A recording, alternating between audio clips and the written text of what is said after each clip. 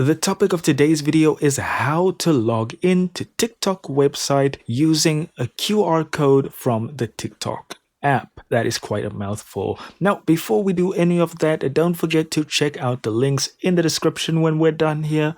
There are tons of helpful resources for you to check out. All right, so here we are on the TikTok desktop app. And what we want to do is click on log in on the left hand side here. Over here, you'll see use QR code. So we're just going to click on that. And now we can just let that sit while we head over to our mobile.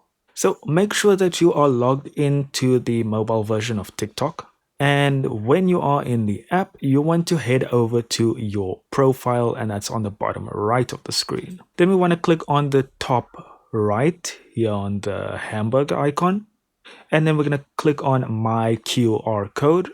Then we want to go to the top right on that little scan icon. You might need to give TikTok some permissions. And then it will scan the QR code, and you need to click on log in to confirm.